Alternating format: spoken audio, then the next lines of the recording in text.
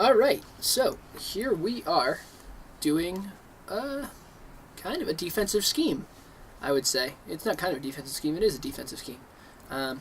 So it is built out of the Raiders playbook, specifically the nickel 3-3-5 wide. Now, go in here. I have a custom playbook for my CFM, but we got nickel 3-3-5 wide. And we're going to run down the players you want to have here as the kind of, this is the way you want it set up. Personally, this is how I use it. So we're going to run through. Got Olivier Vernon, Damon Harrison, and I'm going to sub in Jason Pierre-Paul because that's who ideally you want here. So you want three really, really good defensive linemen. The two outside guys are good to be pass rushers, but basically what they need is block shed. They need strength, block shed, and then power move. It's 3-4 defensive line, but Olivier Vernon and Jason Pierre-Paul are good enough as 4-3 ends that they can play in this scenario. Damon Harrison is the perfect guy to have in the center here. You just want him to eat up blocks and stop the ball coming upfield. That's all you want. For the linebackers, you want guys, as I can get to the linebackers, Devin Kennard, Kelvin Shepard, and then Keenan Robinson are pretty good. You want guys that are good in zone coverage. The center guy here, Kelvin Shepard, will be your user. I actually don't know who to use. I'm just going to use Shepard on the Giants as my user, but that's what you're going to use him for. So in Ultimate Team, you're going to want, middle linebacker Eric Reed, outside linebacker Landon Collins, hot hands Deion Buchanan, players like that. Maybe Brian Urlacher. You could use outside linebacker Sean Taylor. Those guys. That's who you're going to want here. Outside, is there middle linebacker Gronk too? That one's pretty good. And the Giants secondary is perfect. You're going to want, so Eli Apple is in the center. You can actually use Leon Hall there too. Both of them are really good. They're physical corners. They can come up, play the run game, and that's what you need. On the outside, you've got Dominique Rodgers-Cromartie and Janoris Jenkins, two lockdown corners on the outside. Rodgers-Cromartie is a bit more man-based than zone-based. Same with Janoris Jenkins. So Richard Sherman is the ideal guy here. You want, Richard Sherman, Josh Norman on either side. You want lockdown zone corners. Night Train is perfect for the slot, if that's what you're looking for. Safeties, you've got one safety who's going to play over the top, as a center fielder, and then the other safety is going to be down in, not a hook zone, in a purple zone, buzz zone. It's actually going to be a seam flat. So Landon Collins is perfect. So basically, Earl Thomas III, Cam Chancellor, those are the kind of guys, that's what you kind of want to do here. So this is kind of a Seattle-style cover 3 match defense, but it's set up a little bit differently. So that's the personnel you want. The player you're going to come out in here is 3 Sam Will Blitz. And then on the offensive side here, I picked the Packers because they've got a great offense. We're going to come out in gun bunch, just so we can start it. It doesn't particularly play. We'll go Bucks Sale. So what we're going to look at here is we've got our play art just like this. So you're going to be on this middle linebacker here. To set the play up before you do anything else, you're going to baseline press, which backs up everyone like this. So now you've got your 2 outside corners in deep zones, your free safety on the left in a deep zone, your strong safety on the right in seam flat, your nickel corner is in a seam flat, and then you've got 2 blitzing outside linebackers and 3 rushing defensive linemen. The next thing you're going to do while you're doing that is go R1, right stick up, and you're going to zone all of your linebackers. So now you've got 3 down linemen as a rush. Both of your outside linebackers are in hook zones, along with your user in a hook zone over the center. Now the reason you do this is because that 3 down lineman still going to stop runs, and they're still in run fits here. If I can show you. Yeah, they're still in run fits, which helps.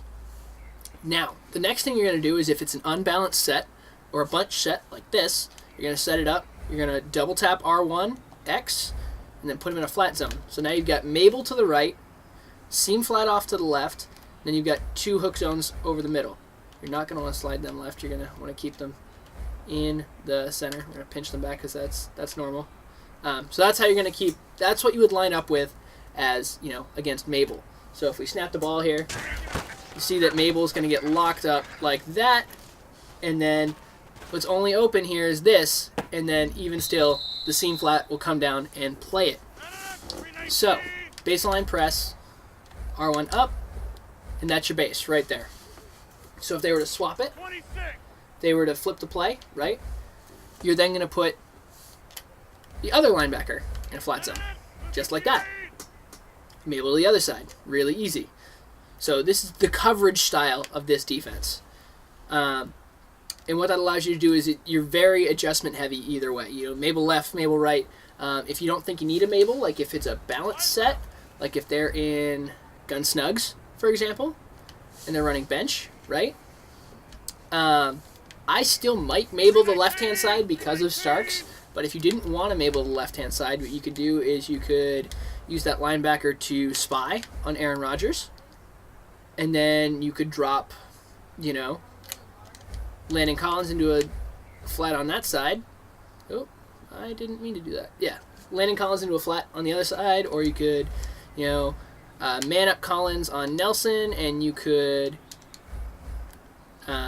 man up on Cobb. So that way, if they're running, you know, double drags, right? If we've got, you know, Nelson, Cobb on double drags, right? You're going to see, yeah, let's get Cook on a streak, get him out of there. We'll get Adams on a streak, get him out of there. So, like, we've got a mesh concept going here. We'll block Starks just to show the way it'll work, is those guys will get manned up at the snap, and then they won't be open, just like that. So it allows a lot of adjustability with a decent cover 3 shell over the top. The next thing you can do is you can bring pressure. So we're going to motion Starks to the other side, just like that. Come on, go James. All right, maybe we'll audible to where he's on the other side. Still close, trips, Y, flex, yeah. Pretty sure I can motion you now. Yeah, there it goes. All right, there we are. So now he's on the other side, right? We're going to block him from the back. No, we'll send you on and out. Okay, just like that. And the way you would send pressure is we've got our shell here, right? With the 2 hooks, the 3 hooks across the middle. So what we're going to do is we're going to R1, right stick left, blitz the left outside linebacker, double triangle, triangle to get the slot corner, blitz him. And then you're going to take the D-line and you're going to slant it outside. Just like that. So now snap of the ball. Pressure comes in off the left edge. The user off to the left-hand side with that hook zone, and Rodgers goes down. The great part about this is you can send that from any coverage. Let's go to Tampa 2. We'll audible into Tampa 2. Baseline press. And we'll get this out of the way here. Trips Y flex. And we're going to move Starks to the other side. The same deal. We can, with our, so this is our, you know, cover 2 shell. Right stick right, R1 right stick right to blitz that linebacker. Triangle, triangle, triangle to get to the slot corner, blitz the slot corner. L1, slant outside. Now I've got 2 hooks over the middle, 2 flats, 2 deep zones. You can put those flats into hard flats. If you wanted, you can put the one on the right into a cloud flat. The one on the left you can leave in a, and you put in a hard flat because you do it signally. Or if you want to do them all together, triangle down, hard flat, triangle up, cloud flat. Easy as that. Snap the ball, pressure comes in left. Oop, got knocked over. So that didn't work, but you saw the pressure coming in. It adjusted over. I'm not sure why it did that. But we can show you again here. Should work. Starks is on a route. Oh, Starks is not on the route there, so we'll send him on the route. And that should work coming in off the left edge there. Got a little muddy because Starks was in the way, but Apple comes in off the left edge. Other things that you can do here is if you wanted to go to a standard cover 3 shell, not cover 3 match, which is what it'll bring you out in. You have a cover 3 buzz shell here, so now you can do that. So now you've got cover 3 Mabel off to the right. Cover 3 Mabel. So again, we're running it, the Mabel's going away from us, so you have to go down and then user the Mabel. So if you didn't want cover 3 match, you can do it that way. You can also come out and cover 4 as a run defense. But I find that the cover 3 match is the best way to go, because if you've got, say, a streak from Adams, we're gonna motion Cobb out to the right. We're gonna streak Cobb. So now we've got double streaks on the right hand side, right? So normally that here, we'll turn it into 4 verticals real quick. Nope, not that. Okay. So we've got 4 verticals coming out with a flat zone, right? 4 verticals usually beats cover 3. But with cover 3 match, what you're going to see is that cover 3 match, what you're going to see is that the seam flats track the verticals, or they should. Didn't that time? The one on the left did. The one on the right did not. I'm not sure why the one on the right didn't track the vertical, but it normally will. So that's how I set it up. That's what I tend to do. And then again, you can bring pressure right or left. You just got to swap. Come on, baseline press. There we go. There it is. So now pressure coming from the right-hand side. Should get through. Might get a little muddy, but you can send pressure right or left out of any of the coverages. Just baseline press, blitz the linebacker on that side, blitz the corner on that side, and then open up the line, crash the line out. And then, snap the ball, and there it goes. So you can mess with your coverages, you can do whatever you need to with those coverages, but that's how you typically want it set up. And then again, it's very modular, so if you got, because it's a balanced set like this, because it's symmetrical, essentially, without the user, if you take the user, so put the user in a spy so it doesn't show up, right? So it's a symmetrical setup with 2 hooks over the middle, a seam flat on either side, and then, negating the free safeties, deep zone in the middle. It's symmetrical, so you can do whatever you need to do with your user filling in the open space, right? So if you need to put, bunch to the right, we've got Mabel to the right, we're going to R1, R1, X, put Kennard in a flat, and then we've got Mabel to the right, and then I can fill in the center here. Just like that. Take that, and then it's locked up. And then you just let your pass rush be your pass rush, because you didn't have any open space. If you find that you need a, spy, right, you can put this guy in a spy, leave him be, and then snap the ball. You just cover the area you need to be covered, and then you drop back. It's very, and then we'll run out here, make some Aaron Rodgers plays, like that. So you're not going to get the greatest pass rush, but the whole point is that you lock up on D with the coverage when you need to lock up on D, and then you can send the pressure when you need to bring the pressure, right?